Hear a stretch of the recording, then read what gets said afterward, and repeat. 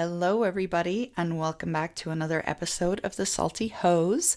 My name is Claire. Oh, and I feel like I have to pause here and I'm Mel. If you can't tell, I am missing Mel, and as she said in her episode last week, we're just kind of going for it in whatever way we possibly can, but we are committed to bringing you your usual Tuesday episode. Today's will be up a little later than usual, but it will be up. We are navigating, no pun intended, a lot of travel right now, which is, great problems to have. And I have actually just returned from my travels, and I'm definitely feeling the jet lag a wee bit. So bear with me as I may definitely stumble over or mispronounce things, but if you've been listening for long enough, you'll be like, well, actually, that is nothing new. So I've called this episode The Ultimate Love Island, Survival Skills Patriarchy Edition. So it's kind of a mouthful. It's definitely rooted in my travel experiences. And as I try to sort of piece everything together, I came up with the idea of this episode for today. In terms of my travels, I'll give you sort of the brief overview of where I went. So it was part work, part pleasure, part study, all the things rolled into one. I was in Kraków in Poland. I was over in Belfast, which is my hometown, so it was great to see family and friends. And I also took a trip down to Galway, which is on the west coast of Ireland, and then over to the Aran Islands to an island called Inishmaan. And the idea of the island is actually also what prompted this episode today. So I want to talk a little bit about solo travel because this is part of the things that I have been thinking about. And again, if you've been listening for a while, you know that I have this flair of taking 450,000 stories and somehow connecting them into one, most likely an aspect of my ADHD. But I like to think of it as a strength. If anybody else out there has, the neurospices, I see you, I get it. And, this sort of weaving that goes on in your brain. But I thought a lot about solo travel. So I have leaned into solo travel over the past 10 years, not necessarily always by choice, by circumstances, but it's been an amazing experience. And I know, especially for women, that it can be a little bit of a foreboding idea to go travel on your own, but highly recommend if anybody is thinking about doing it. So some of my trips in the last 10 years, I went to Greece for just over a month back in 2018. I was actually doing like an internship on emergency rescue, but that's a whole other episode. But that was my first real experience of solo travel for a long period of time. I didn't know anybody. I didn't know where I was going. I met amazing friends when I was there. But it was a great experience. Was it scary? Yes, but it was also amazing. And I've taken other subsequent travels solo since then. So this past trip was interesting because it was a mix. I got to spend a lot of time with my daughter, which was fantastic. She is just the best human to hang out with. And I was able to spend some time with her. As I've mentioned before, she's studying, doing some graduate studies over in Ireland, and she came to see me in Poland too.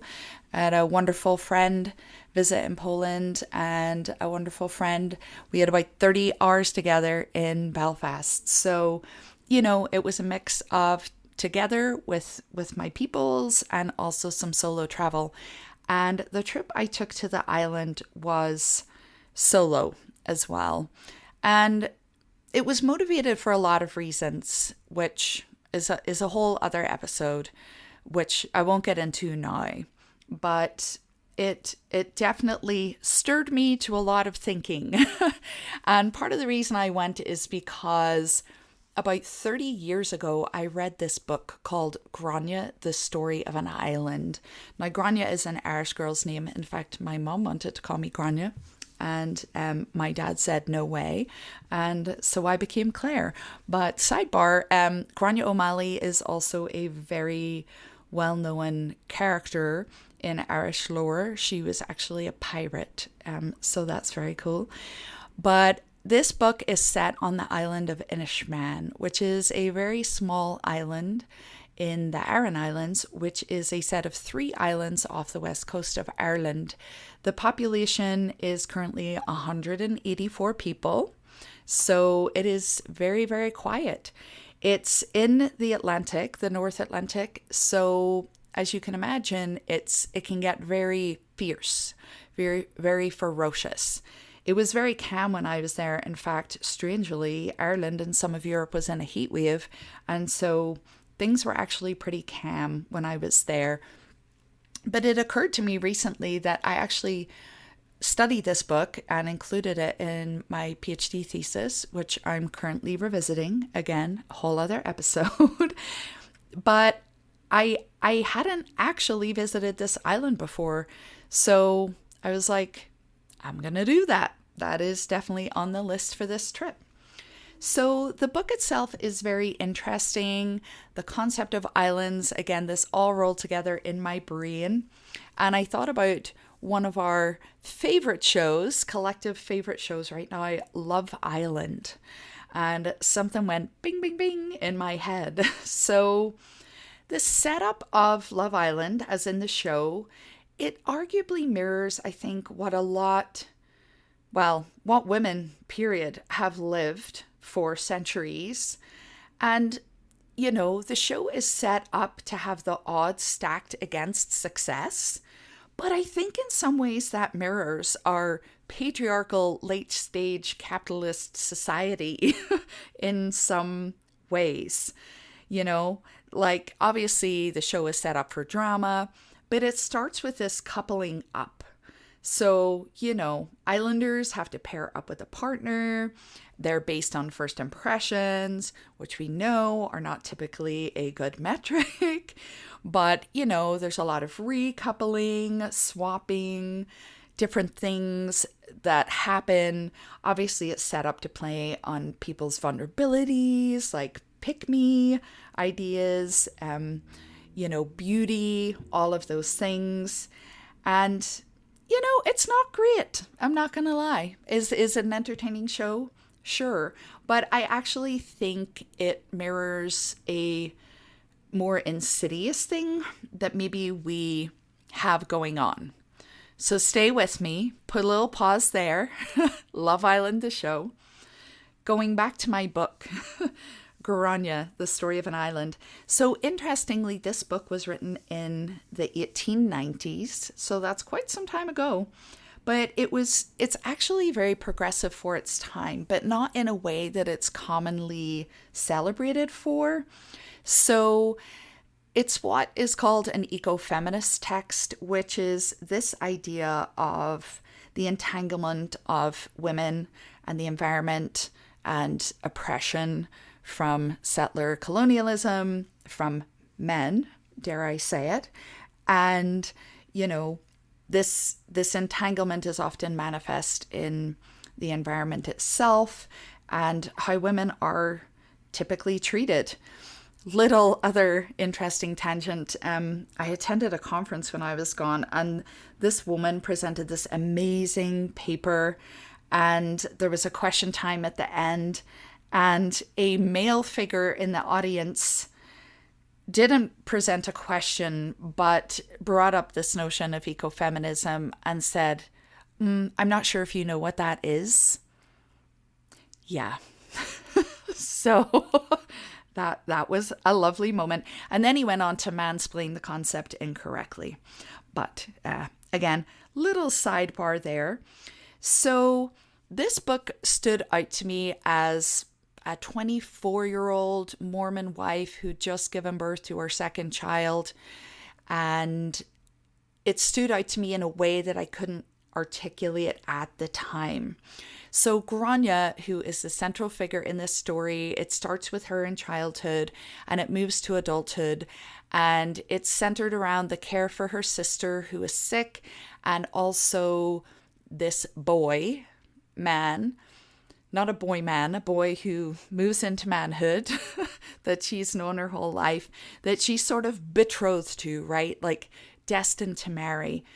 And unsurprisingly, he's a little emotionally detached. He doesn't show her affection, which she deeply craves. He doesn't show her protection, which she deeply craves.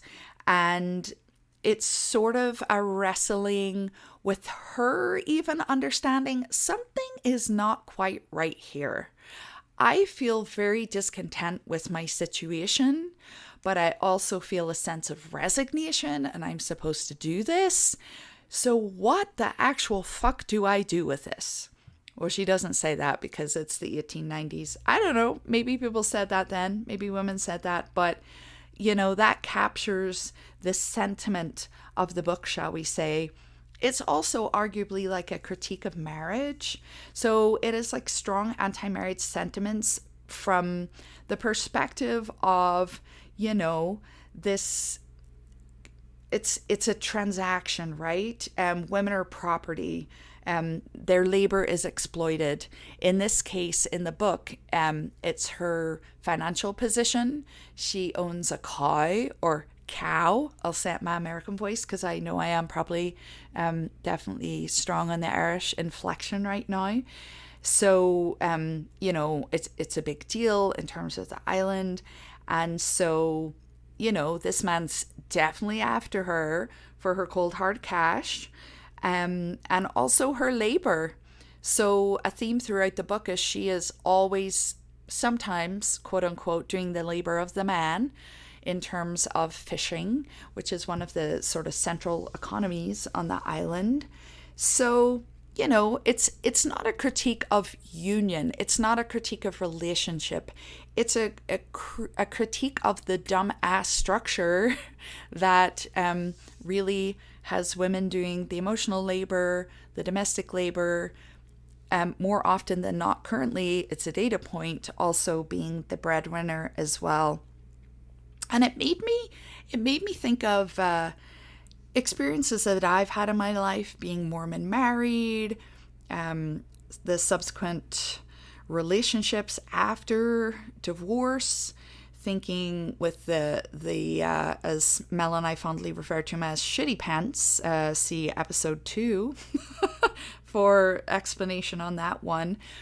And we weren't married, we were coupled, but I really connected with this story in this novel of this just crappy, you know, Mr. Shitty Pants experience that I had of coupling, where my financial resources, my home, my car, all of these things were definitely, shall we say, utilized or leveraged by this man for his own benefit.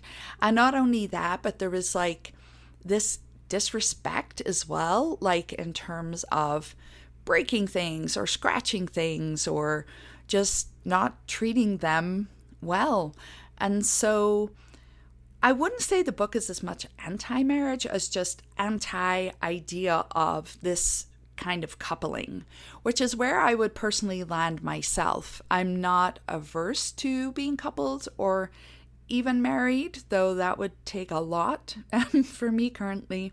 But it's the structure and the notion that we have. And this is nothing new. This book was written in the 1890s, girlies. So if you're feeling this and wondering if you're experiencing this alone, you are not. There is solidarity through the ages, which is kind of the good bad news of it all, I guess. There's a great part in the book that stuck out to me as this young Mormon wife as well. But again, I couldn't quite articulate, or maybe wasn't ready to confront what I was kind of recognizing in this book.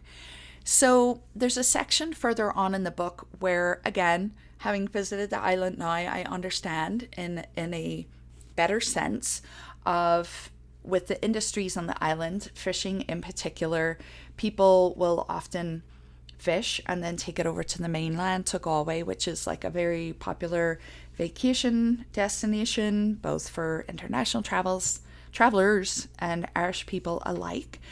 And in fact, I made a little fisherman friend when I was there who, was showing me how you pack the lobster and crab and seaweed and all that cool stuff.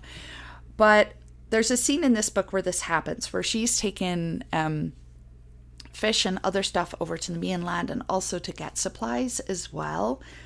And she's met with this scene with a woman that she bumps into. And, they don't really share a lot of conversation. It's more like an exchange of staring. And Gránia, this protagonist, follows her because, she doesn't look well. She needs some help.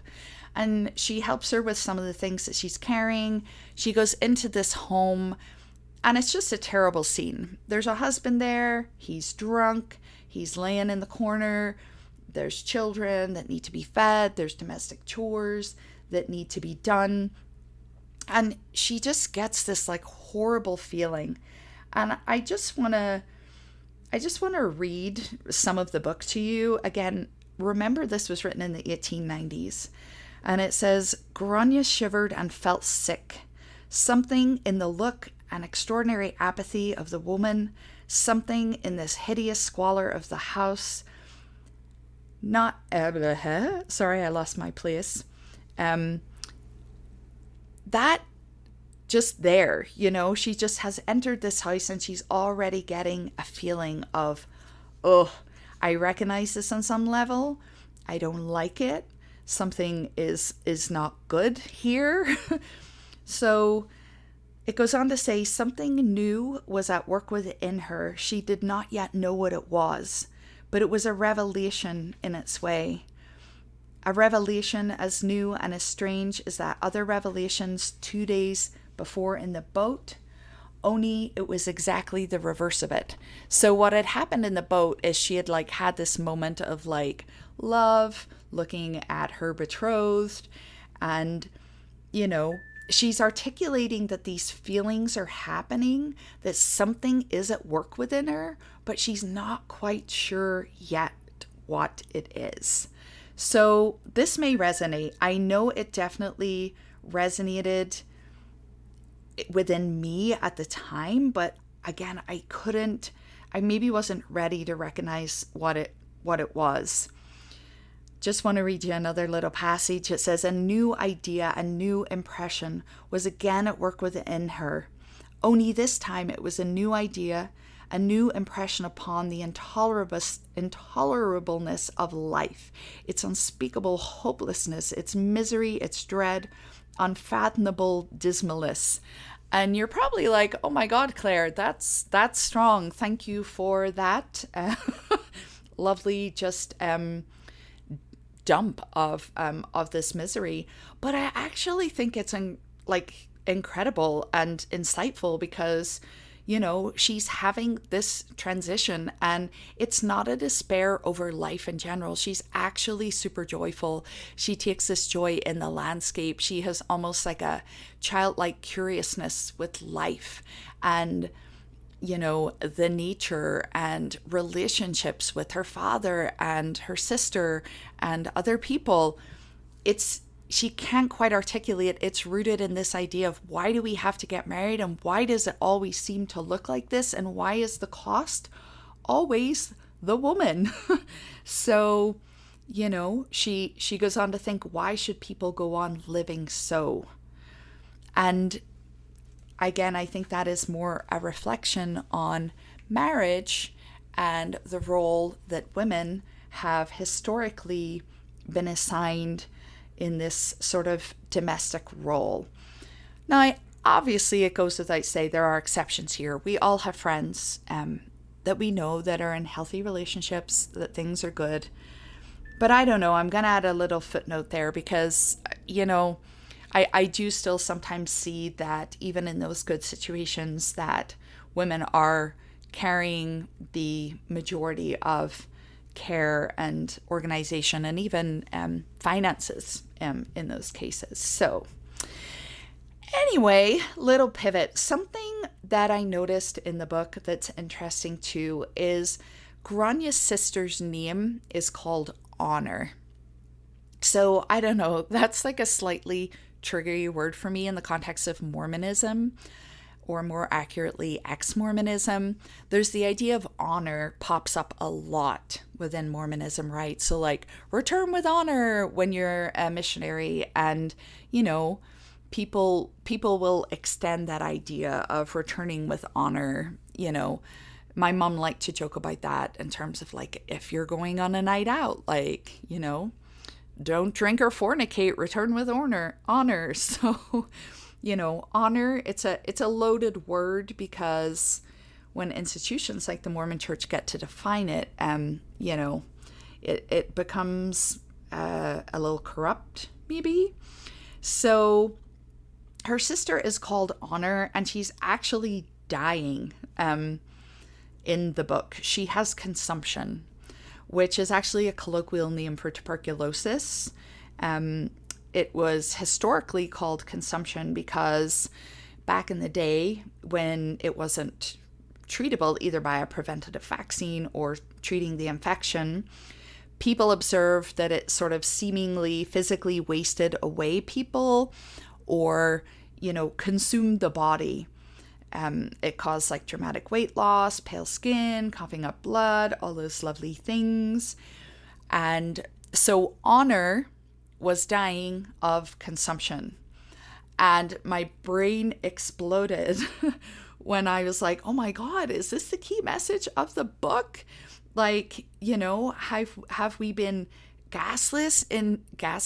See, I told you it would happen. I am debilitatingly tired. Gaslit into thinking, you know, marriage for a woman is this honorable role, which it can be, right? Like, but that it consumes a person. This labor, it's the consumption of everything else for the benefit of essentially another grown-ass adult. I was actually having a conversation similar to this with my daughter yesterday. We were talking about that sort of Mormon wife role. And I was saying to her, like, I want to be clear that there was never any issue with the you know, the care of you all as my children. Like, I wanted, obviously, to look after you. I decided to bring you into this world. Like, it was my decision to be a mother. And I wanted to care for you because I love you and wanted to make sure you were okay. But what it is the fact that that labor is often not shared, or shared very unequally in the context of, you know, this idea of marriage. And I wanted to make it very clear that some of the resentment comes from the care of another grown adult, not the children. So I just wanted to be, you know, very clear about that. But, you know, it's the consumption of the person, typically the wife, for this other, you know, essentially grown ass adult. So obviously something was stirring in me in my little Mormon wife days of, this doesn't feel quite right, you know, but there's the messaging. This is your job. This is your role. This is what you're supposed to do. But there was, you know, maybe some kind of discontent there that was maybe brewing. I don't know. But again, connecting to seemingly random things, I've seen Alanis Morissette in concert the last few years, and it was a cool experience. It's one of those things where you go and you suddenly realize that you know every word to every song and you're just singing away. And I thought about how also around the time I was reading this book in my 20s, I loved Alanis Morissette. And, you know, if you're familiar with Mormonism and you're familiar with Alanis Morissette, that might seem not very compatible. She swears a lot. She talks about sex. She says fuck, you know. But yeah, there's something in her messaging that really got to me, again, as that little Mormon wife when I maybe couldn't articulate those things for myself. And coming back to the book, there's a part in the book, oh my goodness, it's so incredible. And I like cried when I read it for the first time. And again, like Gránia in the book, I couldn't quite articulate it any other way, only that I knew something was sort of changing, something was moving within me. And there's this part where she's just like trying to make sense of everything. She's just fed up with it. She doesn't want this life, but yet she craves like love and partnership, but not in the way that it typically manifests. And she runs to the edge of the island and she screams. She just like screams into the void with her hands lifted. And again, just to describe a little bit of the environment there, it's a tiny island in the North Atlantic. It can get fierce. There are cliffs. You know, the waves sometimes just like crash right up onto the cliffs and over, and it's wild. Like the landscape is wild and, you know, unruly in this beautiful kind of way. So, you know, picture that environment. She's standing on the edge of this cliff. She's just, you know, literally and figuratively on the edge. And she's just sort of like reaching out in despair with this really guttural scream. And oh my God, that part of the book has just gone over in my head again and again and again over the years, you know. And yeah, I just love that part of the book. It's really incredible. And again, 1890s. This was written in the 1890s. So obviously a lot of what we experience, what we feel, it's sadly and also a great comfort that it's actually, you know, nothing new. And again, you know, thinking back to that time as a Mormon wife, which I know a lot of you listening have experienced very similar things, there was just no limit in terms of what I could do. And I mean that both positively and negatively.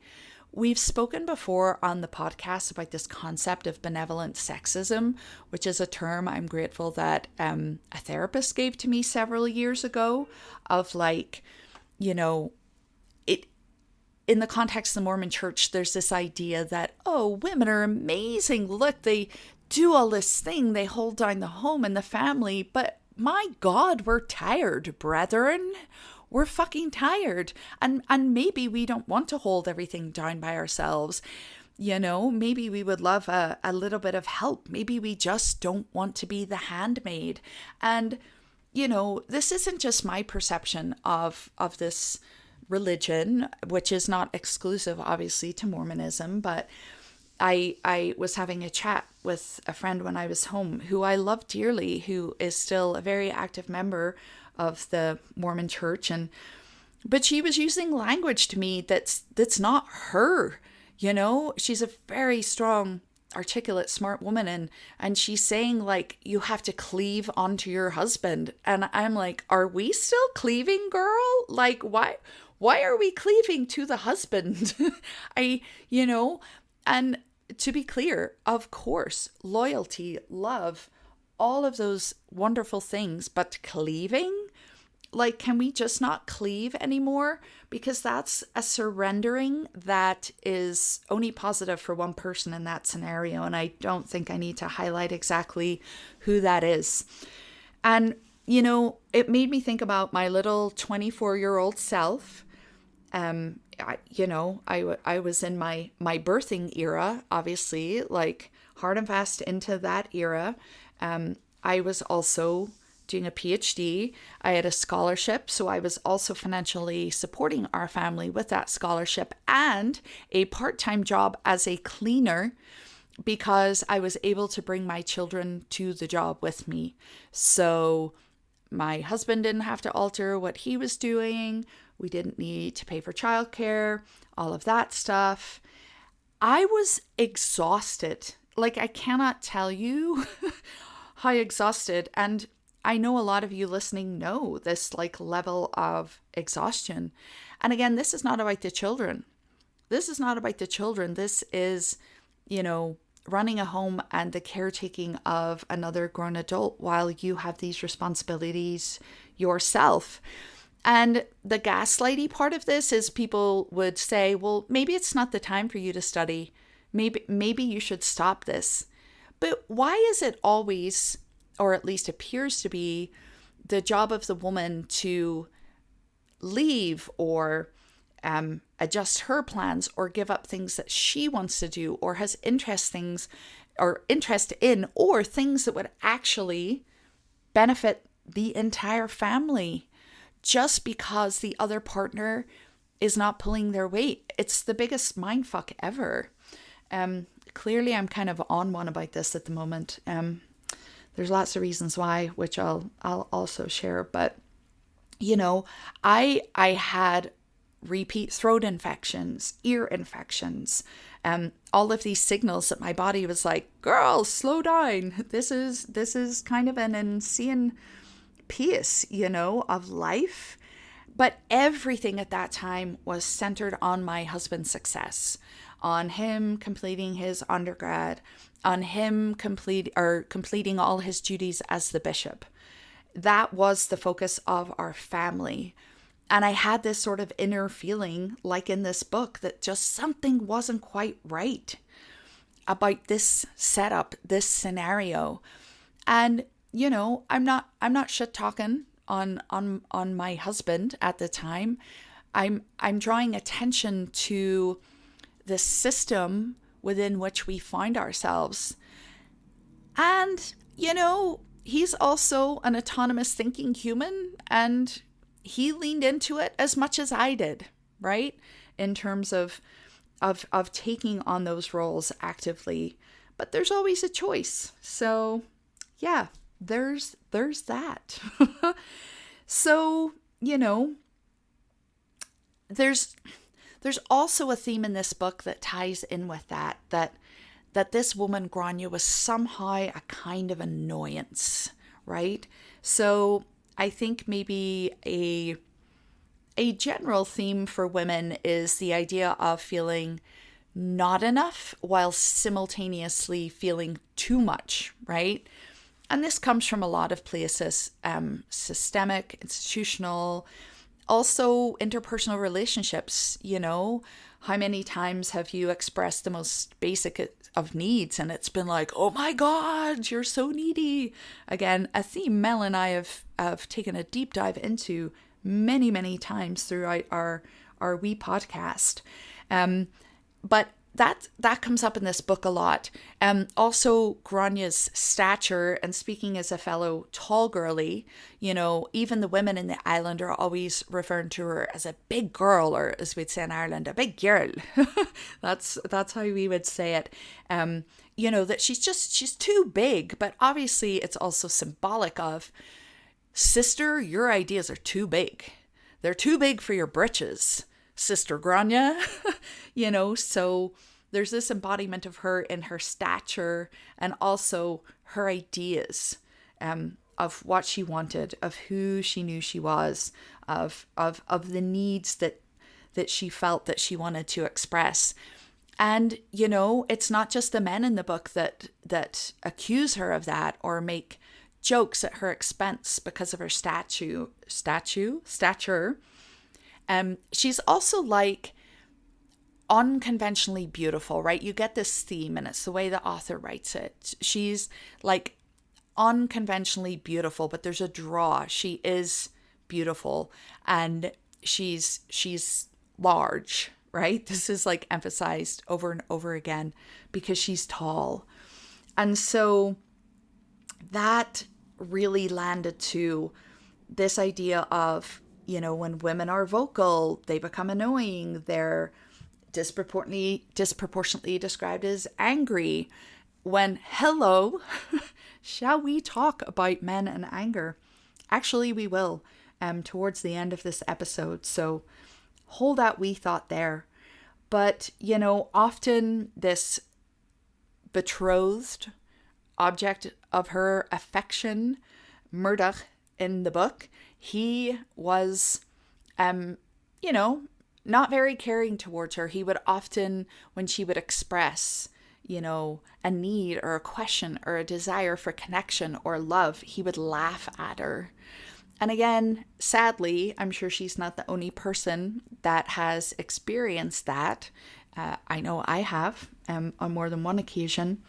And it's not great. It's not great. So point being, general summary, that this book is amazingly, I guess, progressive for its time.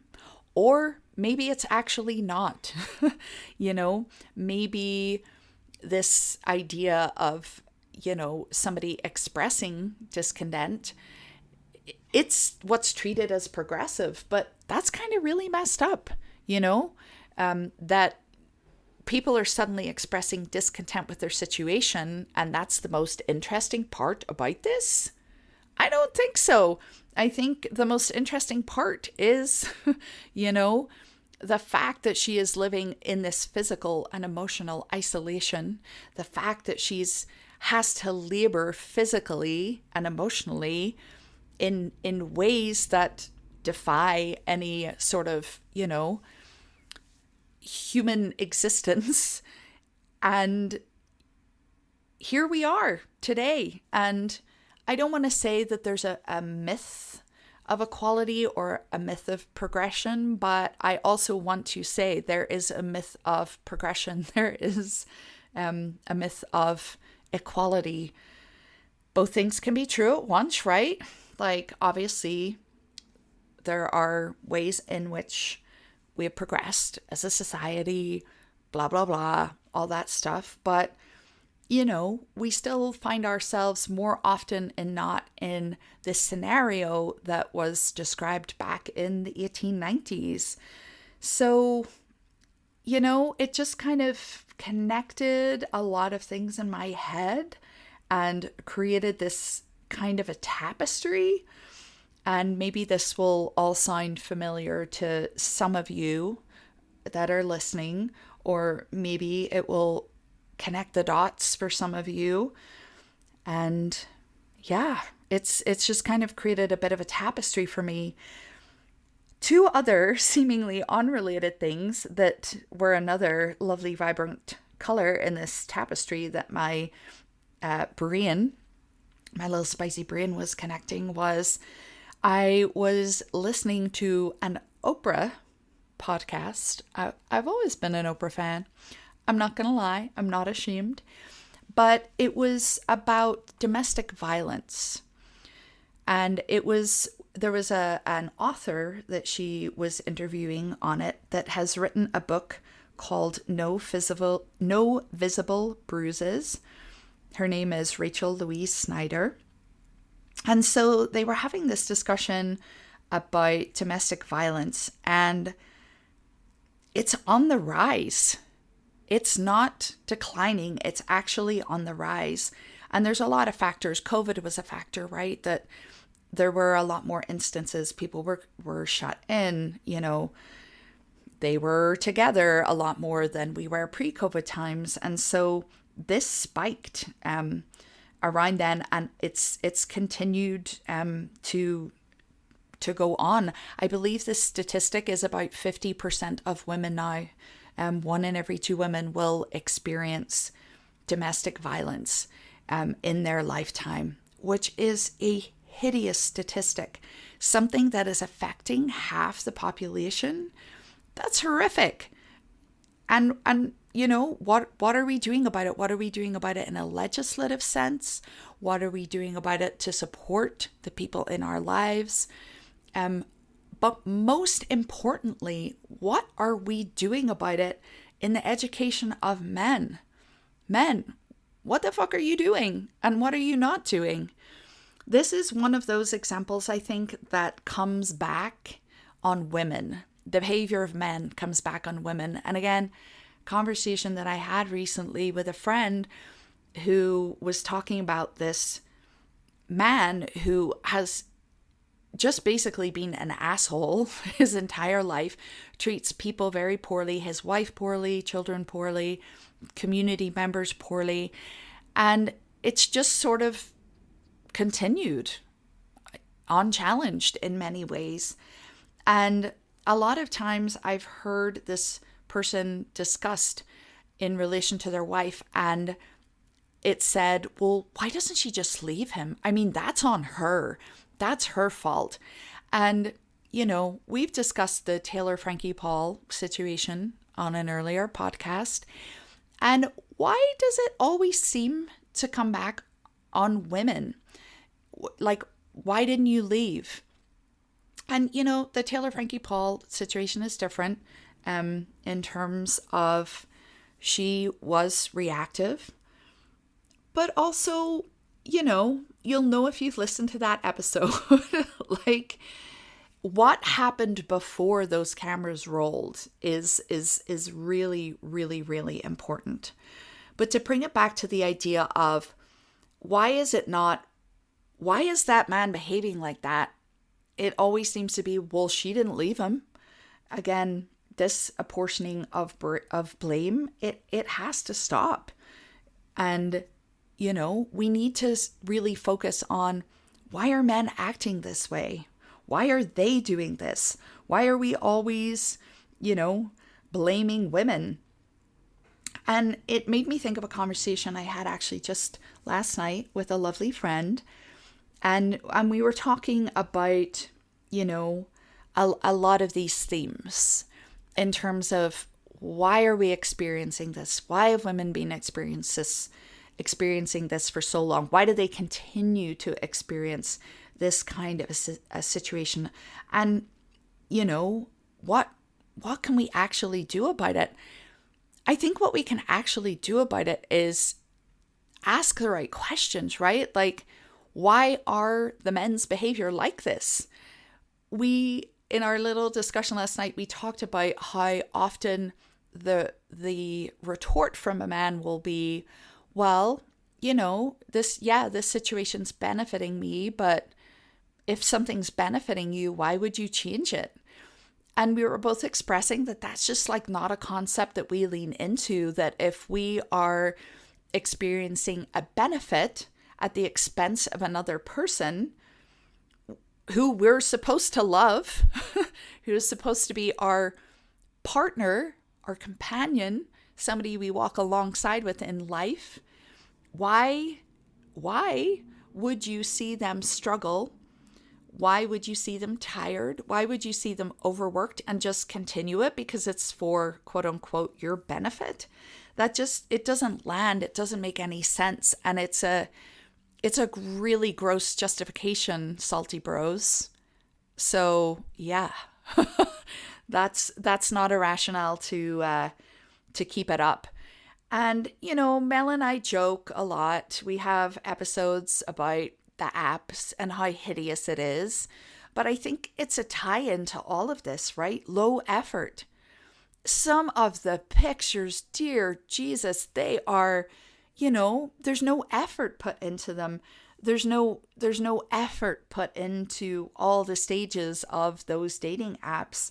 And again, I think it's just indicative of this historical position of things come to me by their own admission. Why would I change it up if it's benefiting me? You know, and I know we joke about it, but it really gets disheartening sometimes. And any of you that have spent time on the apps, I know you know, right? Like it gets really, really discouraging. And I think it's like, it's part of this bigger picture, you know? Are you feeling the tapestry that I'm feeling? I don't know. Maybe this is just the ravings of a crazy jet-lagged woman who's trying to piece together all different parts of everything. So let's wrap it up with, what do we do? And again, this was sort of front and center of a conversation I was having with a friend last night. What do we do about this? And that was something that we sort of both said, sort of in despair a little bit, like, what do we do? How do we change it? And I would argue, and this is not like a fake positivity thing, but I'd argue we're slowly doing it because we're saying no. And that's not me advocating for divorce. That's not me advocating for singlehood. It's me advocating for not living in partnership at any expense. That's what I'm advocating for. And, for some people, myself included, that ends in divorce because that was just not a way of being that I felt would be tolerable for the rest of my existence. And damn it, I'm so needy. I just wanted peace.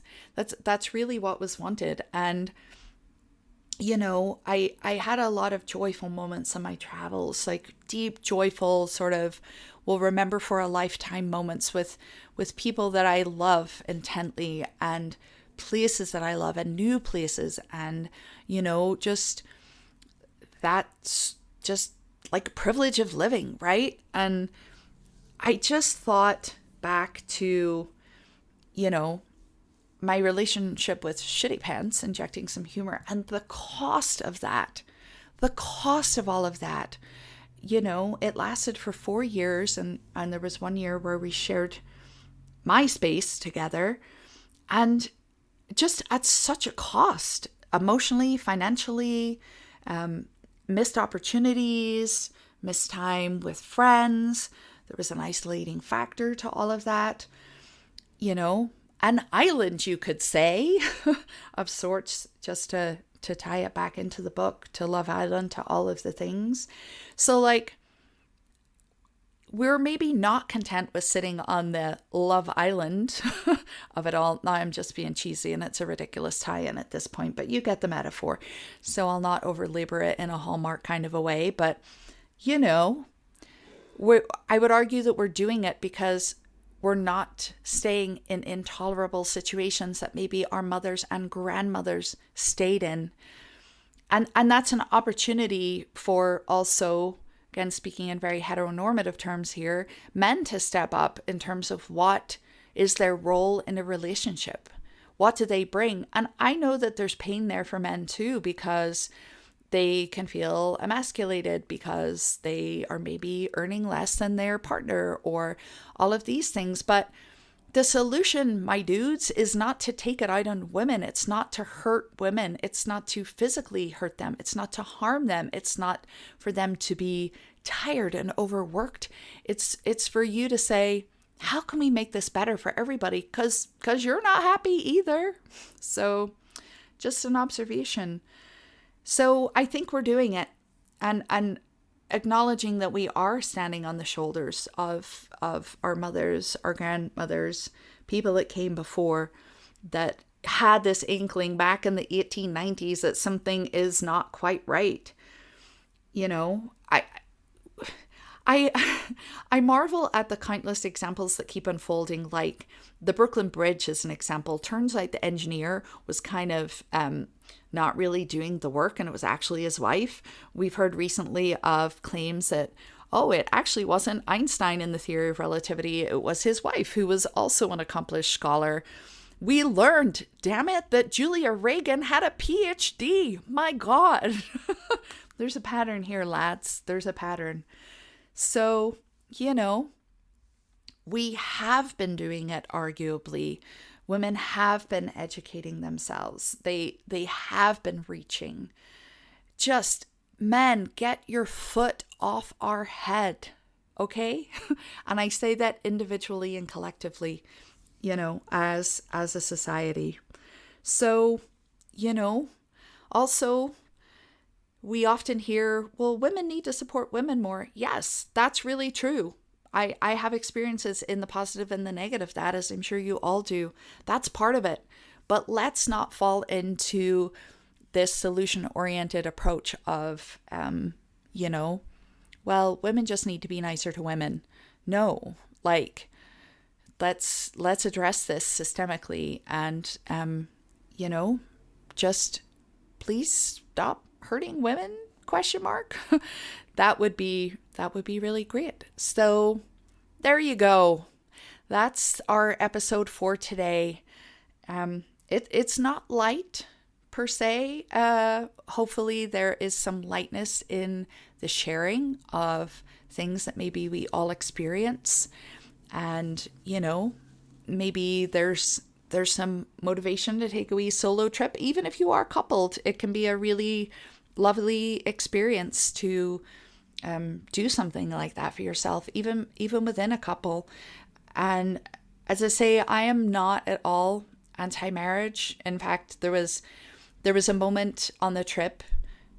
There were several moments where you do feel a little lonely and you're like, oh, it'd be cool to share a pint with somebody here, a pint of Guinness, or, turn to somebody and be like, oh my God, isn't that beautiful? Like, there's definitely those moments. And I was having a little moment sitting in Galway bus station, waiting on my bus to Dublin. And there was this couple next to me who were getting louder and louder. They were like an older married couple. And he was coming out with the, well, dear, if you would just calm down. And she was, coming back with, will you just listen to me? And I was like, oh, look at that. A tale as old as time. And then I was like, maybe solo travel isn't so bad. There's just goods and bads to all the situations, right? And so, there's benefits of being coupled, the benefits of being single, all that kind of stuff. But it just came at a funny moment.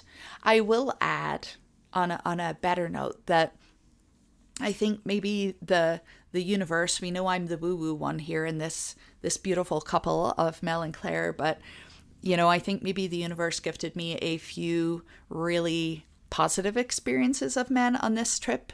And there were definitely a few of those in many scenarios, stories I won't go into now because I need to wrap it up. But yeah, I really saw some beautiful instances of care, protection, respect. And I was like, okay, this is good. This is good. So leaving it there, salty hoes and salty bros. Much love to you all out there. And we will be back at you with another episode next week in some kind of a format. Can't promise what, but stay salty, everybody. Bye.